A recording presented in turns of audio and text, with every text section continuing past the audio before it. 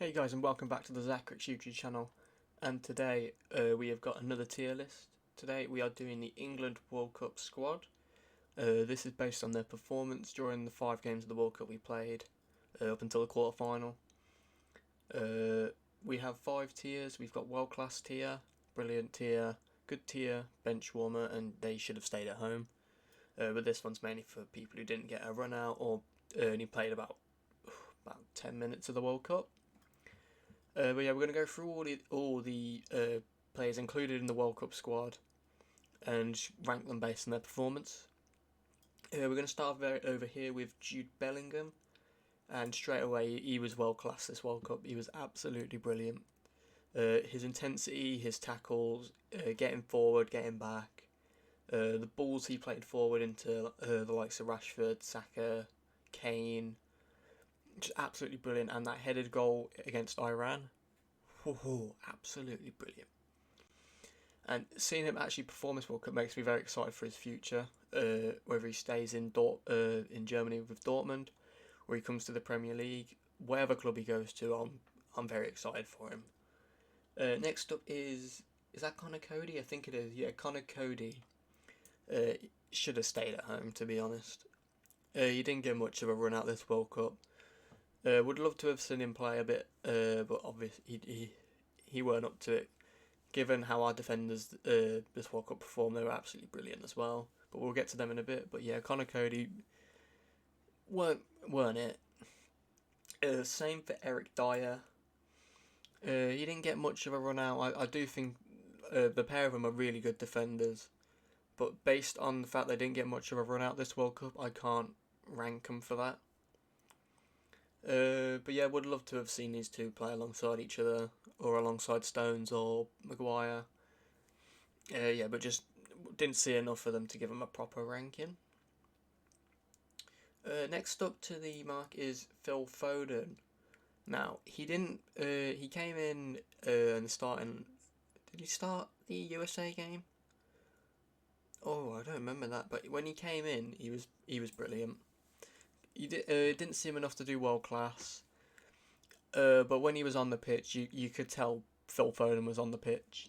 His runs, his draws to fouls, he's an absolute stunning. His skills, his getting in the box, whipping in the balls, absolutely brilliant. Yeah, although I hate to put him this high because he's a Man City player and I'm a Man United fan. Oh, Man City hate Man United and so forth. But I do really like Phil Foden. I think he's brilliant. Next up is Conor Gallagher. He did not get one run out this World Cup, I don't think. Maybe one, but only coming off the bench for maybe like the last 15 minutes. So, again, should have stayed at home. I reckon these three would have been better off back home training, preparing for the restart of the Premier League, than just bench warming the England squad. Next up is Jackie Grealish. Where do I put Grealish? I'm gonna stick him in good. I don't remember seeing him a fat lot, but I do remember some of his things actually being really good. Um, there's nothing really more to it. I just think he was good. Not a bench warmer. I reckon he should have started a few of the games. Uh, compared to the likes of Sterling who started the first two. Uh, yeah, we had some really good wingers this year. They really all performed, but yeah, Grealish is in good. Next up, we got Jordan Henderson, our midfielder. He was brilliant this year. He was brilliant this World Cup. Jordan Henderson really shocked me this year. I was expecting him because of how Liverpool were performing in the Premier League. They'd lost a few. Currently, they were sat in sixth. Left when we left the Prem. Uh, I was expecting Jordan Henderson to be performing down in maybe good or bench warmer. I know he shocked me, and he was brilliant. Some of his challenges being made defensively, and then he even managed to get a goal during the Senegal game, or was his in the French? Oh no, the French game was a penalty. But yeah, we got a goal in the Senegal game. My God, he was brilliant. Mason Mount. It pains me to put him there, but he was a bench warmer for me. Seeing him before the World Cup, how he was performing at Chelsea towards the end of it. So they obviously the Chelsea team had a rocky start to the Premier League season, but then they were pulling it back towards the end of it, and Mason Mount was one of the people pulling it back, scoring the goals, getting forward, making the passes, and I was really excited to see him this World Cup. But he just didn't perform. It just wasn't the Mason Mount we wanted. I was expecting him to be playing, it's like some decent balls in, getting a few shots off, maybe scoring one or two. But I just didn't really see a lot from him. He played the first two, and then what was it? The first one and got took down to the bench. I think he played the first two, so Iran USA. But I just didn't. Oh, I was really disappointed. Ooh, excuse me. Just really disappointed watching Mason Mount. Next up is Harry Maguire. Harry Maguire was brilliant. Again, quite nervous, like the same as John Henderson. I was quite nervous for him in the World Cup, but I knew he'd be there. Because Harry Maguire, besides John Stones, he's a main England defender. Given his run for Man United last season and the start of this season, I was nervous. Like preparing like for this World Cup, I was nervous for him. Because if he underperforms, it just shows that maybe he's not got it anymore. I won't say to the level of retiring, but it just shows that he's not as world class as everyone was saying he was. But no, he shocked the system. Absolutely brilliant in defence. Putting the challenges in, playing it out from the back is brilliant. His heading as well in the box when we get a corner in. I think he cleared 3 of the France corners. And he was absolutely brilliant. He pocketed pretty much every striker he come against. It was brilliant. Yeah, Calvin Phillips. Is that Calvin Phillips? Yeah, that is. Yeah, he's a bench warmer. He's with Mason Mount. I do think Calvin Phillips is a good player. We just didn't see a whole lot of him this World Cup, and there's nothing more to say. If we don't see a whole lot of him, we can't really rank him. But when he was on, he did have some good moments. Just not playing enough. Next up, Harry Kane. Everyone is disrespecting Harry Kane this World Cup, but I thought he was brilliant. He did exactly what Southgate wanted him to do. He played as a number 9, coming back into the midfield, winning the ball and then playing it out with. He did exactly what a number 9 should do. Yeah, he didn't score as many goals, but he did exactly what a 9 should do. I was chatting to a mate about Harry Kane this World Cup, and he goes, "Oh, he scored maybe 2 goals. He was god awful this World Cup. He's not scoring." It's not about the scoring of goals.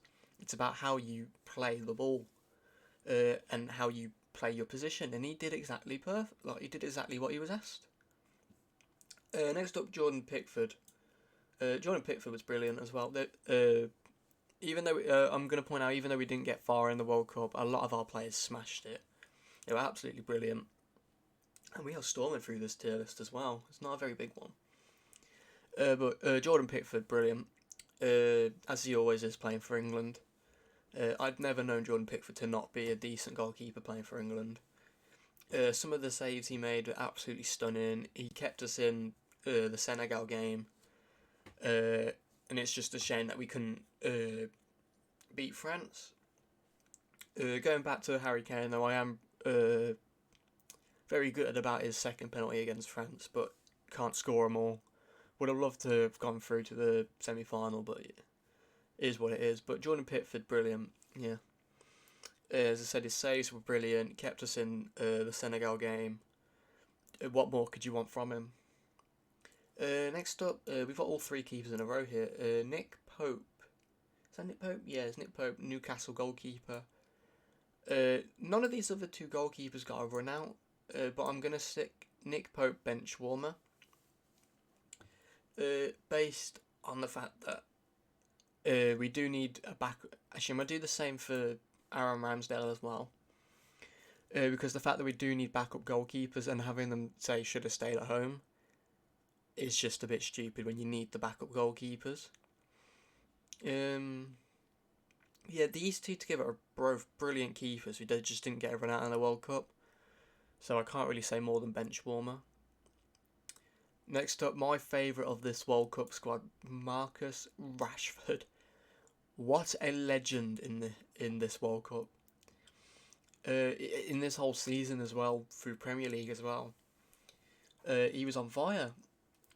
Scoring the goals, getting past defenders, playing the balls in, making runs. Just absolutely smashing. And the free kick as well against Wales. Oh, I remember watching it during the game and I was in shock. Because I was watching it with my dad and I said, judging based on Rashford's free kicks in the Prem where he's been for United, he's had a few good ones, but a lot of them have been missing the mark or quite over the bar. I said to my dad, I looked at him and went, this is going Rosehead. I'm not looking forward to this. And then he kicks the ball and curls it into that right side of the net. Absolutely brilliant. Was it the right side? I think it was the right side. I may be mistaken that one though, but it was brilliant free kick. And even when he comes on from the bench, he provides something to the team, and he was brilliant, world class in fact. Next up, Declan Rice. Again, he was brilliant this World Cup, as he normally is for England. He was intercepting the ball very well. His positioning was brilliant. Stopping defenders as well with some of his tackles. Didn't really give much attacking wise, but he did play a good few balls. But he's not that kind of player. I reckon he would like to get more attacking though. We'll just have to see what the future holds for Declan Rice. But in this World Cup, 2022, he was brilliant. James Maddison is next. I was so upset not to see Maddison this World Cup. I'm going to stick him at should have stayed at home because I'm very upset I didn't see him this World Cup. But I know coming into the squad he came from injury. I remember seeing the squad, watching Sky Sports at the time. I remember seeing what the squad was and I knew he was leaked early. So he was going to be in the squad. But it's just a shame that he didn't get any play time because I reckon he would have I reckon if he played, he would have been about here going into these. It's just a shame he didn't get played. So I've had to put him and should have stayed at home. Maybe injury had a bit to do with that. Oh, excuse me. As I say, maybe injury had something to do with that. But yeah, I'm very upset we didn't get to see James Maddison this year. Next up is Bukayo Saka. And again, he's going in the world class tier. I was expecting him to come into this World Cup. Arsenal having a good season at the minute. He's been brilliant for Arsenal. But I was expecting him, like for Arsenal, who's been playing it here, I was expecting for England just to be dropped down a little bit, given his previous England form. And after the Euros as well, I was expecting a lot of England fans to give him a bit of grief. But no, he came into the squad. He was absolutely brilliant. He scored twice in the first game. He gave France a run. He gave the France to fullback. I think was it Theo Hernandez or Lucas Hernandez? One of the Hernandezes. A lot of trouble. It's a shame Upamecano. Well, I'd say get the best in. A lot of them were fouls that the ref didn't give. But I reckon Upamecano, he would have got absolutely destroyed by Saka. Oh, I can't stop burping today. Really, yeah. Yeah, Saka was brilliant. Some of the runs he made as well, absolutely brilliant. What more can you say? Next up, Luke Shaw, left back. He was good. I don't remember seeing a whole lot of Luke Shaw. But I reckon he's normally very good for England. But I just don't remember seeing a whole lot of him. But I knew he played. I'm pretty sure he played all of the games pretty much. I just don't remember seeing a whole lot of specialness from him. I just knew some of the tackles he made was good. Just nothing more really. Yeah, same level as Grealish.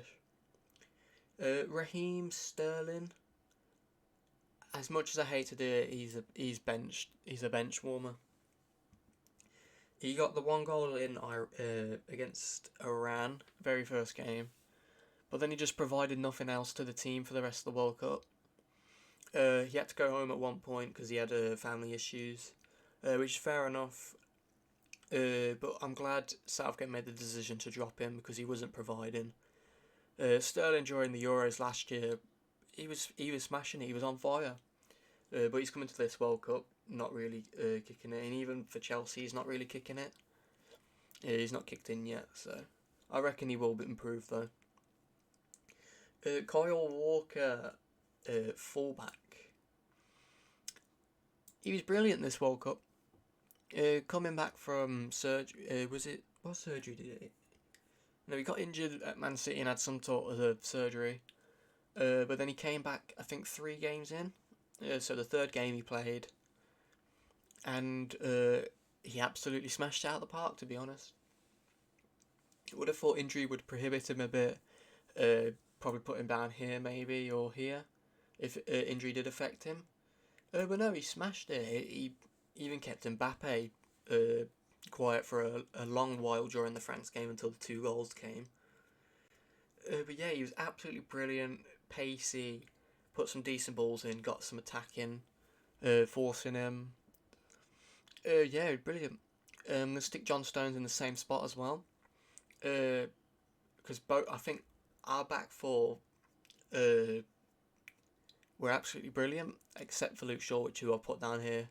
Mainly because I don't remember seeing him do a fat lot. But yeah, John Stones, he was brilliant. He was pocketing attackers. Is that the phrase, or is that for attackers pocketing defenders? Oh no, but he stopped a lot of attackers.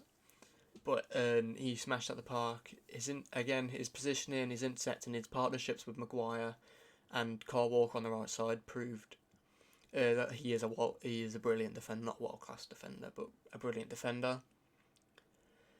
Next up is Trent Alexander-Arnold. I'm gonna stick him on the bench warmer. As a bench warmer. Similarly to Jordan Henderson, watching Liverpool's performances going into the start of the season and seeing Trent, he wasn't Trent.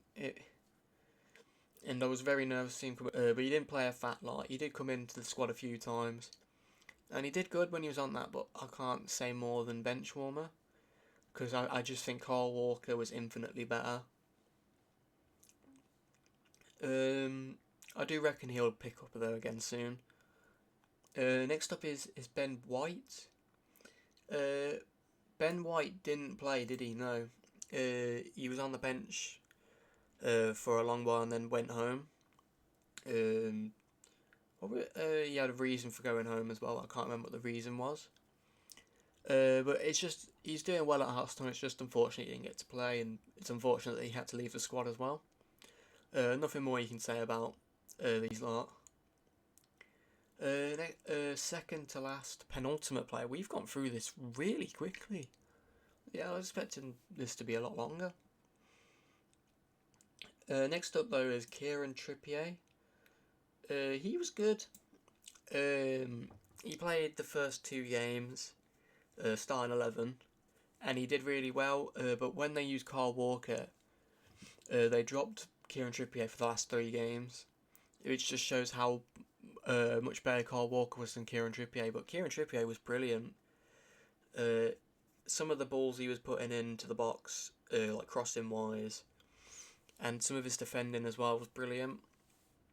I do wish we could have seen more of Kieran Trippier, because I rate him as a player. But yeah, nothing more than good. And last to the mark is Callum Wilson. Excuse me. I'm going to stick Callum Wilson as bench warmer, because he was on the bench for the majority of the games. Got a very itchy nose today. He was on the bench for, I'm pretty sure, all the games until maybe towards the last half an hour. Similarly to a lot of these players, actually. But when Callum Wilson was announced into the England squad, it sounds bad to say quite shocked.